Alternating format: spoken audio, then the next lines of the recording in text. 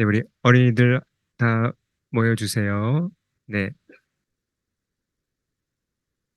그 혹시 통역이 필요한 분들이 있으면 그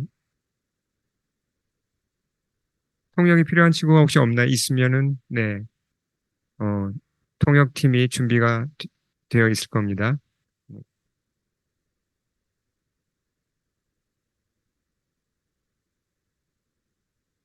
네, 오늘 말씀의 제목은 법을 어기는 동기입니다. 자, 좀 딱딱한 제목 같지만 굉장히 중요하고 또 굉장히 사실 아주 흥미로운 내용이에요. 우리 말씀을 한번 잘 들어보겠습니다. 음, 자, 로마서를 읽어보시면 좀 이게 조금 혼동스러운 부분이 있습니다. 하나님의 법은 뭐고 계명은 뭐고 율법은 뭔가요? 다 이게 같은 건가요? 다른 건가요?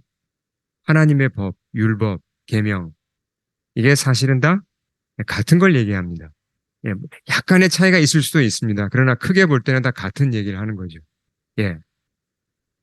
자, 그러면 이제 하나님의 법과 사람이 짓는 죄하고는 어떤 관계가 있을까요? 네, 생각을 좀 잘 하시면서 저를 따라오셔야 되는데요. 자, 하나님의 법이 있죠? 하나님의 법, 십계명과 같은 하나님의 법이 있습니다. 사람이 짓는 죄가 있죠. 이 둘 사이에 어떤 관계가 있을까요? 자, 그러니까 하나님의 법, 율법이 죄에 대해서 어떤 역할을 하죠? 자, 첫째는 죄가 무엇인지 명확하게 알려주는 일을 합니다. 그렇죠? 야, 자, 이 말씀을 좀 말이 어려울 수 있으니까 다시 한번 잘 이걸 소화를 하셔야 됩니다. 어떤 역할을 한다고요? 하나님의 법이 죄를 예, 무엇이 죄인지 알려준다는 얘기입니다. 사람의 행위 중에서 어떤 행위는 굳이 하나님의 법이 필요 없습니다. 그냥 딱 보면 이거 죄라는 걸 알 수 있어요. 그러니까 유대인이든 아니든 하나님의 법을 받았든지 받지 못했든지 그러니까 이방인이든 유대인이든 관계없이 사람이라면 누구나 쉽게 알 수 있는 게 있습니다. 그러니까 어떤 행동을 보면 저거는 무조건 죄야. 그런 게 있습니까? 민족을 넘어서서 시대를 넘어서서 어떤 행동을 보면 저거는 죄야. 그런 게 있죠. 그걸 뭐라고 부릅니까? 기본적으로 사람이 양심을 가지고 있고 기본적으로 어떤 도덕을 가지고 있기 때문에 어떤 행동에 대해서는 꼭 하나님의 법까지 안 가도 되죠. 딱 보면 저건 죄입니다. 어떤 게 그런 게 있습니까? 살인하는 거. 그렇죠. 살인하는 건 누가 봐도 저건 죄입니다. 또 그 외에도 또 뭐 많이 있죠. 예, 근데 예매한 게 있어요. 애매한 게. 저게 죄인지 아닌지 애매한 게 있습니다. 어떤 게 있습니까? 예를 들면, 어, 안식일 같은 겁니다. 안식일, 예를 들면. 안식일을 지키는 게 죄예요? 아니에요? 유대인들한테 물으면 그 당시에 죄라 그러겠죠. 근데 이방인들한테 물으면 안식일이 뭐죠? 저는 처음 듣는 얘기인데요. 왜 안식일을 어기는 게 죄입니까? 안식일에 일하는 게 왜 죄입니까? 이렇게 나오는 거죠. 안식일을 지킨다는 게 이걸 어긴다는 건 죄라고 생각하지 않습니다. 예. 그렇게 하나님의 법이 정확하게 정해주지 않으면 이게 죄인지 아닌지 구별하기 힘든 행동들이 있습니다. 예. 자, 이제 그래서 하나님의 안식일에 대해서는 뭐라고 말씀하셨습니까? 아주 분명하게 십계명 중에 예, 아주 못을 박아 놓으셨죠. 네. 그래서 안식일을 기억하여 거룩하게 지키라라고 말씀을 하셨습니다. 심지어 뭐라고까지 말씀하셨죠? 안식일을 지키지 않으면 어떻게 하라 그랬습니까? 그 유대인들한테는 죽이라고까지 하셨습니다. 그건 이제 사람을 뭐 죽이겠다는 걸 강조한 게 아니라 그만큼 이 법이 중요하다는 겁니다. 그러니까 안식일을 지키는 게 너무너무 중요하기 때문에 목숨 걸고 지키라는 걸 하나님이 알려주신 거죠. 그러면 이제 사람들이 뭘 배울 수 있습니까? 야, 안식일 지키는 거 이거 굉장히 중요한 거구나. 이걸 어기면 이게 죄구나. 이걸 알려준다는 거죠. 하나님의 법이 그걸 알려준다는 겁니다. 그러니까 하나님의 법은 사람들로 하여금 이렇게 무엇이 죄인지 아닌지 구별하게 하고 분별하는데 크게 도움을 준다는 거죠. 그리고 죄를 짓지 않도록 도움을 줄 수 있겠죠, 당연히. 그러니까 하나님의 법을 알면 알수록 그러면 어떻게 됩니까? 하나님 법을 더 잘 알면, 더 많이 알고 더 잘 알면은 죄에 대한 분별도 더 좋아지나요? 맞습니까? 그렇죠? 전에는 보이지 않던 죄들이 이제 보이게 되는 겁니다. 하나님의 법을 이해하면 할수록, 알면 알수록 과거에는 별 문제를 삼지 않았는데 이제 보니까 내가 한 행동이 아, 이거 죄구나. 아, 이거 문제가 있구나. 이거 하지 말아야겠구나. 이런 분별력이 더 생긴다는 겁니다. 바울이 그 얘기를 합니다. 7절을 우리 다시 한번 세 번역으로 한번 읽어보겠습니다. 시작. 그러면 우리가 무엇이라고 말을 하겠습니까? 율법이 죄입니까?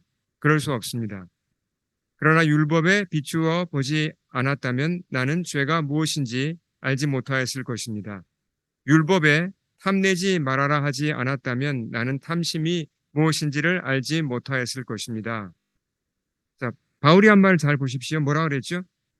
율법에, 하나님의 법에 탐내지 말아라라는 법이 없었다면 탐심에 대해서는 이게 죄라는 걸 나는 몰랐을 거다 그 얘기입니다. 네, 이건 자세히 설명을 드리겠습니다. 자, 바울이 원래 유대인 중에서도 어떤 파 출신이죠? 바리새 파 출신입니다. 바리새인들은 율법을 굉장히 잘 알았죠. 예, 율법 선생이었고 정말 잘 지켰습니다. 바리새인 바울도 그랬어요. 예를 들면 뭐 이제 빌립보서 3장 6절 같은 데를 참조해 보면 어, 바울은 나야말로 하나님의 법을 다 지키고 있어, 철저하게 지키고 있어라고 자부했던 사람입니다. 예. 그런데 예수님을 만나고 영적인 눈이 열리면서 이런 자부심이 다 깨졌습니다. 무슨 얘기입니까? 하나님의 법을 조금 더 알게 되고 좀 더 깊이 알게 되니까, 내가 알고 보니까 하나님의 법을 못 지켰네? 내가 죄를 짓고 있었네? 이 사실이 깨달아진 겁니다. 예. 그가 특히 걸린 법이 어떤 법이죠? 여기 여러분 십계명이 보이십니까? 이 7절 말씀에서 십계명의 몇째 계명이 보이죠? 한번 찾아보십시오. 십계명에서 몇 번째 계명을 그가 어겼다는 게 나타나죠? 예, 10번째 계명입니다.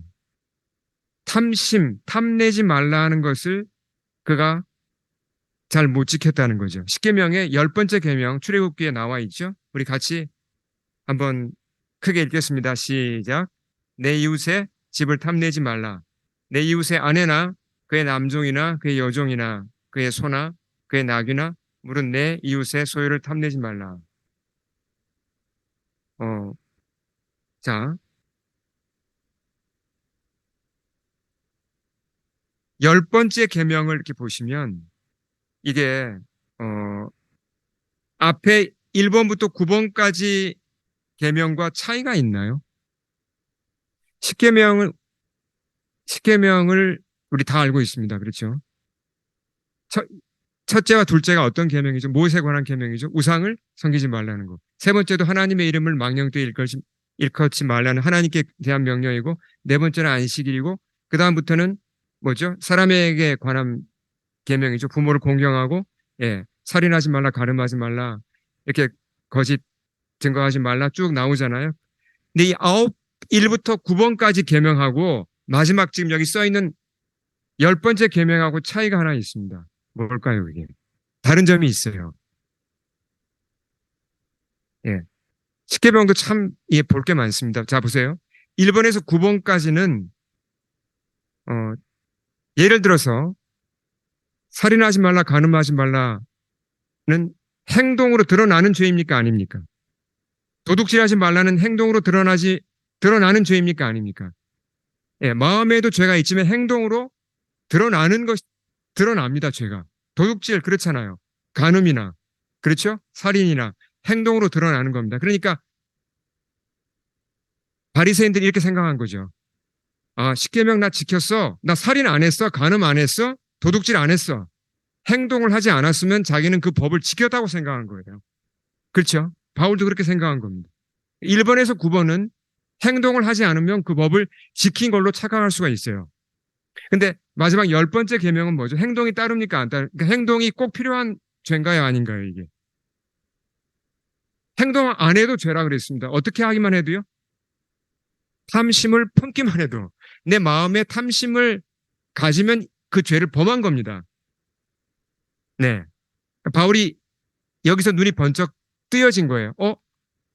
내가 이 법을 어겼구나. 나는 겉으로는 내가 죄를 행동으로 짓지 않았지만 내 마음 속에 내가 탐심을 품었구나. 여기서 걸린 겁니다. 그러니까 10계명을 가만히 보시면 이 10번째 계명이 사실은 굉장히 수준이 높고 어떤 면에서는 참 무시무시한 법입니다. 왜요? 행동을 하지 않아도 내 마음의 동기, 내 마음의 상태, 내 마음에서 탐심을 품어도 하나님은 그걸 죄라고 하시고 죄를 지으면 어떻게 되죠? 심판이 있는 겁니다. 네. 자, 그러면 이런 생각이 들죠. 탐심이 뭐길래? 도대체 탐심이 뭐길래 하나님이 이렇게 탐심을 경계하시고 탐심을 이렇게 금지하시는가? 탐심에 대해서 우리가 좀 생각해 볼 필요가 있습니다. 알고 있는 것 같지만 탐심을 모르는 부분이 많아요. 한번 우리가 분석을 해보죠. 자, 어, 티모티 켈러 목사님, 이제 아주 훌륭한 목사님이죠. 팀 켈러 목사님에 따르면 그분은 탐심을 이렇게 정의했습니다. 하나님이 우리에게, 당신에게 주신 것에 만족하지 못하는 마음이라고 했습니다. 그러니까 뭔가를 내가 그냥 바라는 게 탐심이 아니에요. 내가 저게 갖고 싶어. 난 이게 되고 싶어. 나는 이쪽으로 이사 가고 싶어. 나는 저 학교에 들어가고 싶어. 난 누구를 만나고 싶어. 이 자체가 죄가 아니라는 거죠. 이런 디자이어하고 탐심은 다릅니다. 자, 탐심에는 뭐가 섞여 있을까요? 탐심에는 시기심이 섞여 있을까요? 섞여 있습니다. 자기 연민이 섞여 있고 불평이 섞여 있습니다. 그러니까 탐심은 그냥 단지 무언가를 가지기 원하는 욕망이 아니고, 잘 들어보세요. 현재 내가 가진 것보다 더 많은 것을 가지기 원하는 욕망이에요. 더 많은 걸. 그러니까 이건 지나친 욕망입니다. 그러니까 정상적인 욕망이 아니라 지나친 욕망이고, 자, 그러면 보세요. 어떤 사람이 뭔가 탐심으로 어떤 차를 한 대 사기 원해요. 탐심으로. 뭔가 좋은 차를 사기 원합니다. 열심히 돈을 모으고 알아보고 결국 노력해서 그 차를 샀습니다. 자, 만족이 얼마나 갈까요? 만족이 얼마나 갈까요? 한 3년 갈까요? 아니요. 3개월? 3개월 못 갑니다, 보통. 한 3주 가면 많이 가겠죠. 예. 내가 원하는 걸 얻어도 탐심에 기초한 걸 내가 만약에 그게 탐심이었다면 어떻게 됩니까? 탐심이었다면? 예.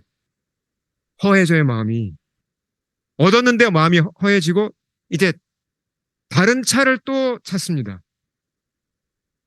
더 이제 종류가 다른 차든지 더 비싼 차든지 그런 것을 예, 마음에 품게 되고 그것을 향하여 또 이제 마음이 불편한 거예요. 나 저거 가져야 되는데 어떡하지? 끊임이 없어요. 그러니까 채워도 채워지지 않는 욕심이 탐심입니다. 그래서 탐심은 결국 영적인 문제입니다. 바울이 나중에 이런 얘기를 하죠. 탐심이 뭐라고요? 우상 숭배라고 얘기합니다. 짧지만 굉장히 정확하고 무서운 지적입니다. 내가 뭔가를 탐심으로 바라고 있다면 거기에는 우상 숭배가 깃들어 있는 겁니다. 그것이 어떤 나의 어떤 직업이든 어떤 나의 무슨 버킷리스트에 있는 거든 아니면 그게 어떤 사람이든지 무엇이든지 내가 탐심으로 그것을 바란다면 그건 우상이 된 거고요. 사람이 우상 숭배를 하게 되면 어떻게 됩니까? 그 우상이 나를 컨트롤합니다. 나는 그 우상에 애딕트 되는 거죠. 나는 거기에 중독됩니다. 끌려다니게 돼요. 무서운 거죠. 그래서 어떤 때는 사람이 더 열심히 일해요. 그걸 탐심 때문에 막 미친 듯이 일을 합니다. 건강도 돌아보지 않고 가족도 돌아보지 않고 뭔가를 이루어내요. 막 그래서 옆에서 보면 야, 저 사람 대단하다. 그런 평가도 받기도 합니다. 근데 끝에 가면 어떻게 되죠? 완전히 다 망가지는 거예요. 그 사람이 속으로 망가지고 인간관계가 망가지고 그렇게 무리하게 되는 겁니다. 왜요? 그것이 우상이었고 탐심이었기 때문에. 근데 우리 사회 주위를 돌아보시면 사람들이 탐심에 얼마나 많은 사람들이 탐심에 이끌리고 있을까요? 별로 없을까요? 많을까요? 예. 성경에 따르면 예나 지금이나 많은 사람들이 탐심에 붙잡혀 있습니다. 근데 그걸 자기가 몰라요. 보통 잘 아니라고 생각합니다. 아이, 내가 그럴 리가 있어. 내가 뭐 무슨 뭐 그렇게 부자도 아닌데 뭐 내가 그렇게 뭐 유명한 사람도 아닌데 내가 뭐 그렇게 나는 탐심에 붙잡혀 있다고 생각하는 사람은 적습니다. 근데 사실은 많은 사람이 잡혀 있고 우리도 저도 그럴 수도 있습니다. 그럼 우리가 보세요. 만약에 탐심에 붙잡혀 있다면, 만약에 내가 그래서 우상 숭배를 하고 있다면 이건 굉장히 심각한 문제잖아요.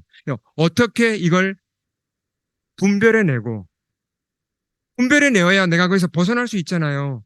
병도 내가 알아야 그 병을 치유받을 수 있고 그렇잖아요.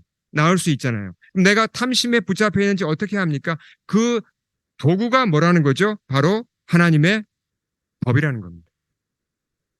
율법, 계명. 하나님의 법이 어떤 우리가 부정적인 느낌을 가지고 있으면 안 됩니다. 굉장히 좋은 거예요.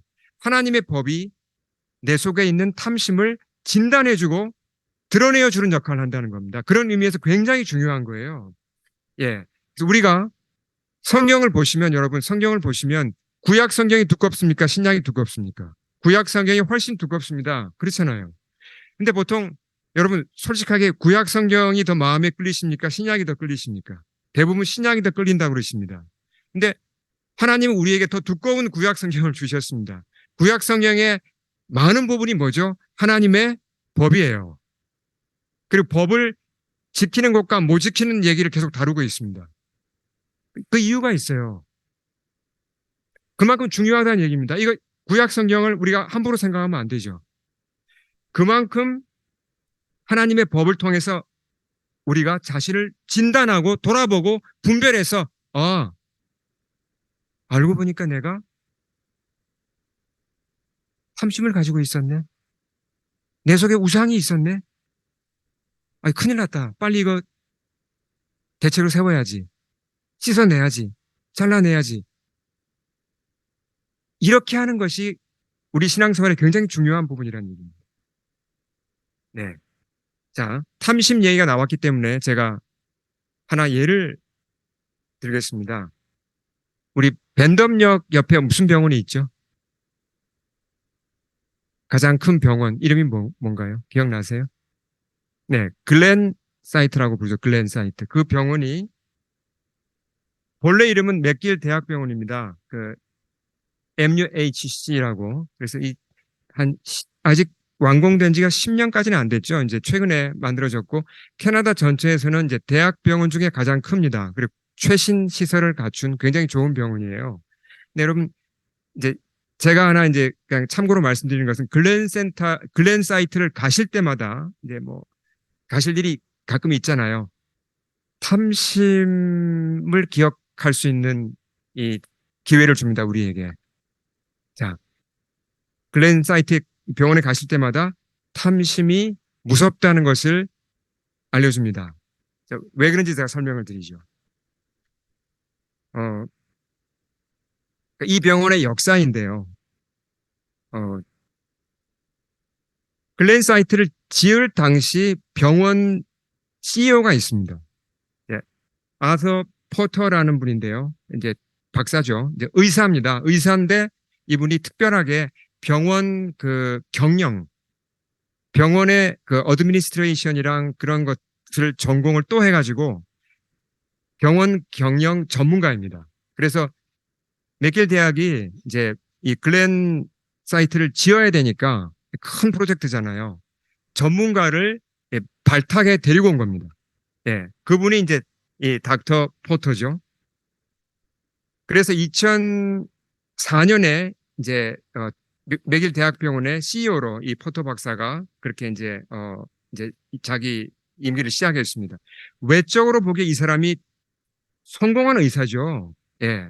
또 부유했고 아내와 4명의 자녀가 있었습니다. 근데 이 사람의 인생 전체를 보면 우리가 이렇게 말할 수 있습니다. 남모르는 탐심을 가지고 있었어요, 이 사람이. 그 당시 이제 맥일 대학병원이 글렌 사이트를 건축해야 되니까 이제 건설 업체를 선정을 해야 되잖아요. 그렇죠. 근데 워낙 큰 정말 뭐 거액의 프로젝트니까 어떤 건설 업체를 선정할 건가 그게 굉장히 중요한 이슈였습니다. 근데 당연히 이제 그 CEO인 이 사람이 실권을 가지고 있었고 이 사람이 뇌물을 받았습니다. 그때 뇌물을 받은 회사가 바로 SNC 라발랭이죠. 그 유명한 회사입니다. 이제 언론에 자주 나왔죠. 이 회사는 이 케벡에서 시작되었고 캐나다 전체에서 가장 큰 건설 회사이고 세계적으로도 아주 유명한 건설 회사입니다. 이 회사가 자기네가 이 수주를 따오는 걸로 뇌물을 주었는데 그게 22.5 밀리언 달러였습니다.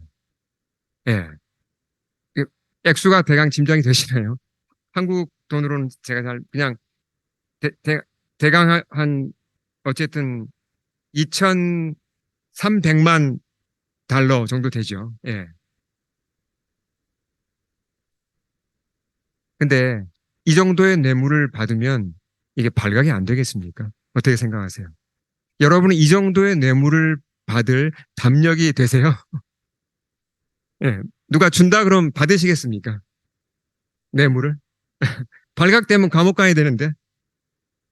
근데 이 사람이 한번 생각해 보십시오. 의사에 잘 나가던 그 병원장인데 뭐가 아쉬워서 이렇게 거액의 뇌물을 받았을까요? 이거 안 받으면 자기가 못 사나요? 아니죠. 이미 성공한 사람이에요. 근데 왜 그 위험을 무릅쓰고 뇌물을 받았을까요? 성경적으로 보면 이 사람이 탐심에 붙잡혀 있던 겁니다. 탐심에. 예. 거절을 못한 거예요.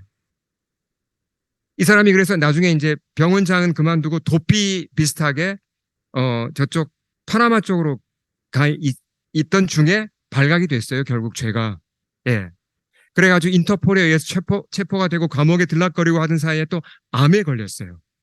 그래서 결국 이 사람이 2015년에 그냥 감옥에서 죽었습니다. 그때 나이가 59세였어요. 이것이 탐심의 말로죠. 글렌 사이트를 들어갔을 때마다 닥터 포트를 기억하시고 탐심이라는 게 이렇게 무섭다는 것을 우리는 상기할 필요가 있습니다. 생각보다 무서운 겁니다. 그래서 10계명의 마지막 계명이 탐심에 관한 거예요. 자,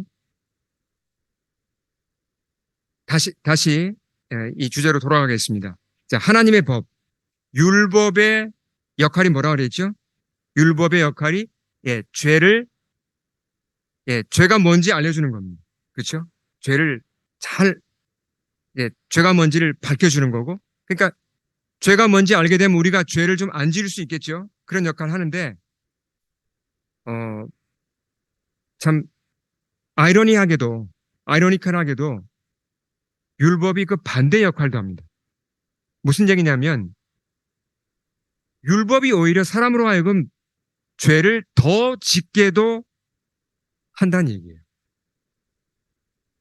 이게 무슨 말이에요? 율법을 주셨는데 율법 때문에 사람이 죄를 더 짓는다는 말을 지금 하는 겁니다. 이런 일이 일어난다는 거예요.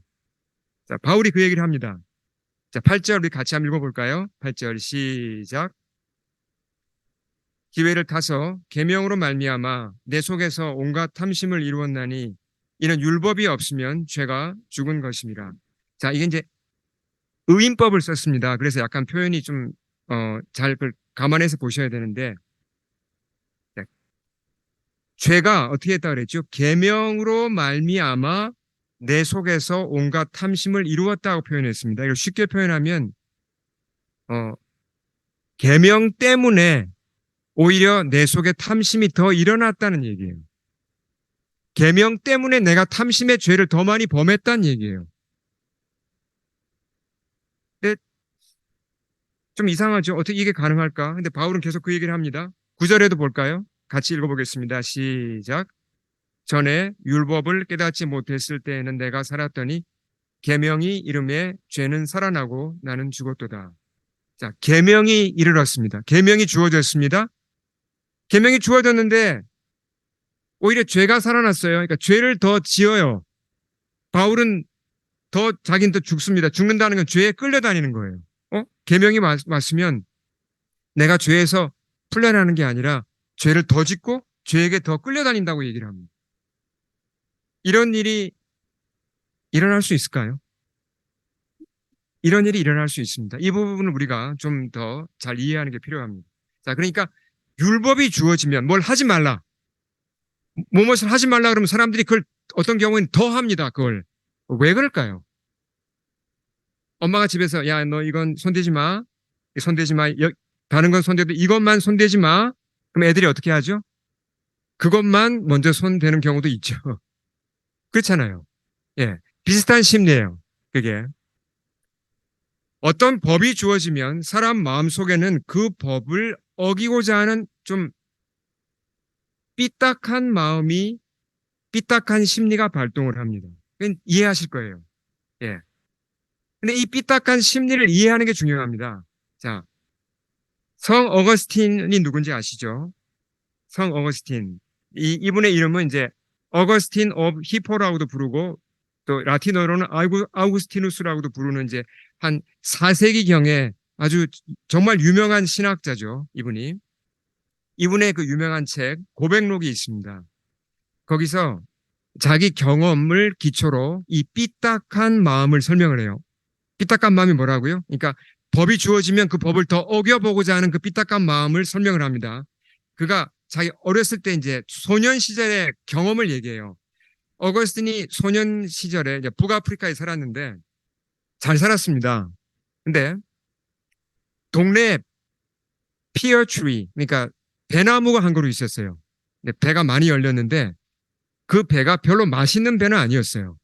그냥 평범한 배였습니다. 근데 어거스틴의 집에는 훨씬 맛있는 배가 많이 있었어요.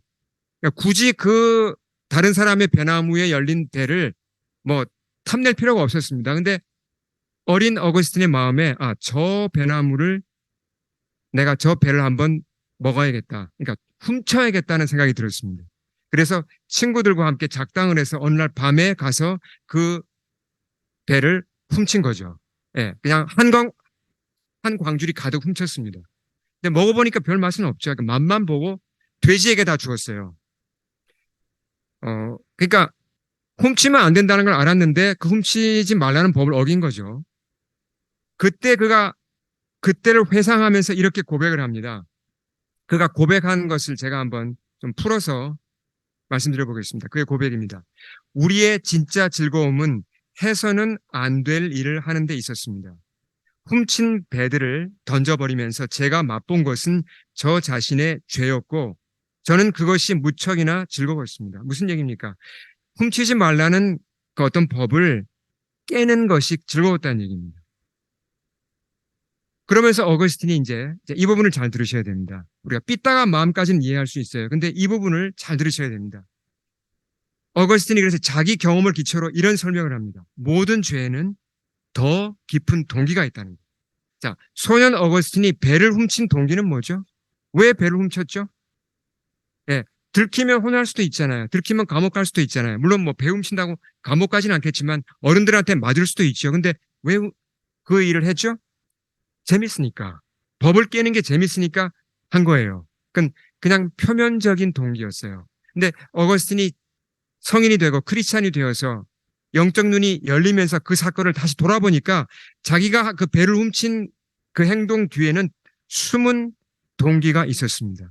히든 모티브가 있었다는 거죠. 무엇이었을까요, 그게? 어떤 동기가 있었을까요? 그것이 뭐냐면 하나님 노릇하는 거였어요. 하나님 노릇. 어, 하나님을 믿지 않는 사람들도요. 하나님 노릇을 하고 싶어 합니다. 하나님 노릇한다는 게 뭐 어떻게 하는 거죠? 내가 결정하는 겁니다. 내가 컨트롤하고 내가 사람들을 지배하고 다스리는 겁니다. 내 능력이 많다면 더 많은 사람을 내가 다스리고 컨트롤하고 내 마음대로 하는 겁니다. 내 마음대로 좌지우지하는 겁니다. 사람들이 바라는 어떤 갈망 중에서 가장 위험하고 큰 것이 바로 이런 갈망이에요. 예. 당연히 내 인생은 내가 주관하기 원해요. 내 마음대로 하기 원합니다. 간섭받는 거 사람들 굉장히 싫어합니다. 근데 결혼해서 살아보시면 알잖아요. 그렇게 사랑하던 남녀 두 사람이 부부가 되었습니다. 정말 뭐든지 다 해줄 것 같았죠. 남편이, 아내가. 근데 결혼해서 살다 보면 어떻습니까? 어떻게 부딪히죠? 내가 상대방을 예, 컨트롤하고 싶어져요. 어, 그러니까 상대방을 컨트롤하고 싶은 남녀가 모였으니까 당연히 예, 부딪힘이 일어나는 거예요. 예. 하나의 작은 예죠.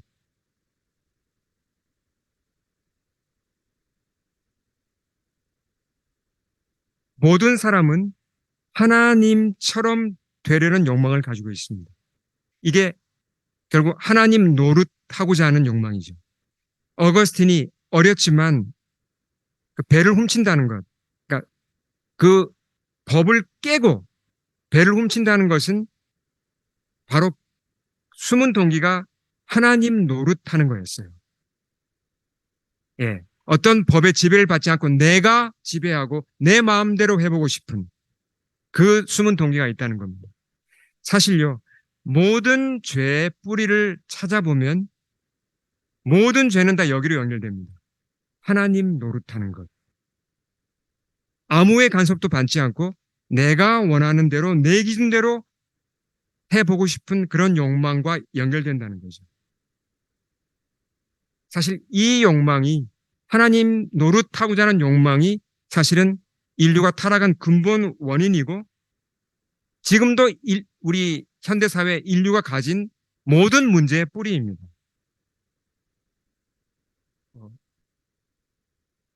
에덴 동산에서 뱀이 이제 사탄이었잖아요. 하와를 유혹할 때 들먹인 게 뭐였습니까? 뭘 들먹이면서 뭘 이용해서 유혹했죠? 자, 창세기 3장 5절 같이 한번 읽어보겠습니다. 시작. 너희가 그것을 먹는 날에는 너희 눈이 밝아져 하나님과 같이 되어 선악을 알 줄 하나님이 아심이라. 자, 마귀가 뭘 어떻게 유혹한 겁니까? 너희 선악과 먹으면 너 하나님이 될 거야 그랬습니까? 아니죠. 그게 아니에요. 너희 왜 하나님 밑에 있어? 여호와 하나님 밑에 너희 있을 필요 없잖아. 너희가 하나님 돼. 너희 뭐, 너희 하고 싶은 대로 해. 너희 법대로 네가 원하는 법 네가 만들어서 네가 원하는 대로 살아. 굳이 하나님 밑에 왜 있어? 그 유혹이었습니다. 하나님 노릇해. 이게 굉장히 유혹이 되죠. 무서운 유혹이 됩니다. 자, 하나님처럼 된다 그럴 때는 두 가지 버전이 있습니다. 이게 파지티브한 게 있고 네가티브한 게 있습니다. 하나님처럼 된다. 우리가 찬양에도 많이 나오는 얘기죠. 예수님처럼, 하나님처럼. 하나님 말씀에 순종하고 하나님 사랑하고 하나님 따라가면 어떻게 되죠? 긍정적인 의미에서 하나님처럼 되는 겁니다. 그렇죠? 근데 완전 반대의 일이 일어날 수도 있어요. 똑같은 말인데. 부정적인 의미에서 하나님처럼 된다는 건 뭡니까? 내가 하나님 노릇하는 겁니다. 하나님 거부하고. 예. 그리고 내 마음에 드는 것만 하나님 말씀 중에서도 아무리 하나님 말씀이라도 내 마음에 드는 것만 내가 분별해서 내가 원하는 것만 듣고 내가 필요할 때만 하나님 찾고 내가 주인이 되는 거예요. 그건 아주 무서운 얘기죠. 그렇게 해서 부정적으로 하나님처럼 하나님 노릇하는 겁니다. 그렇게 되면 결과가 완전히 달라지죠. 내가 순종해서 하나님처럼 되면 내 생명이 피어나고 살아나고 풍성해지는데 내가 내 중심으로 악하게 하나님 노릇하고자 하면 인생이 메마르고 망하는 겁니다. 네. 그래서 바울이 결론적으로 아주 중요한 얘기를 합니다. 자, 마지막 말씀 같이 읽어보겠습니다. 12, 13절 시작. 이러보건대 율법은 거룩하고 계명도 거룩하며 의로우며 선하도다. 그런즉 선한 것이 내게 사망이 되었느냐? 그럴 수 없느니라. 오직 죄가 죄로 드러나기 위하여 선한 그것으로 말미암아 나를 죽게 만들었으니 이는 계명으로 말미암아 죄로 심히 죄되게 하려 함이라. 자, 무엇을 하지 말라는 그 율법 때문에 자, 뭘 하지 말라. 훔치지 말라. 사람이 삐딱한 마음을 가지고 그걸 더 훔칠 수 있다고 그 법이 나쁜 건 아니죠. 하나님의 법은 절대로 나쁜 게 아닙니다. 오히려 어떻습니까? 오히려 하나님의 법은 내 속에 숨어 있는 악한 동기까지도 드러내어 주십니다. 하나님 노릇하고자 하는 내 마음의 악한 동기도 드러내어 주신다는 거죠. 그래서 우리는 성경에서 자, 다시 한번 말씀드리지만 이것이 결론입니다. 성경에서 율법에 관한 부분, 구약 성경을 특히 큐티를 하거나 말씀을 들을 때 어떤 자세를 가져야 됩니까? 어떤 자세를 가져야 되죠? 자, 말씀이 어떤 역할을 한다고요? 내 죄를 드러내어주고 내 숨은 동기까지 드러내어주고 그런 중요한 역할을 하죠. 그러니까 하나님의 법 앞에 섰을 때, 말씀 앞에 섰을 때 어떤 자세를 가져야 됩니까? 병원에 와서 내가 MRI를 찍고 엑스레이를 찍고 피검사를 하는 겁니다. 그런 자세를 가지고 서야 내 죄가 발견되고 내 숨은 잘못된 동기들이 드러내어지고 그러면 성령님이 그것을 치유하시고 나를 새롭게 하시고 내게 더 풍성한 생명을 줄 수가 있다는 것이죠. 이런 면에서 율법은 정말 소중한 것이고 우리에게 꼭 필요한 것입니다. 아멘. 우리 함께 기도하시겠습니다.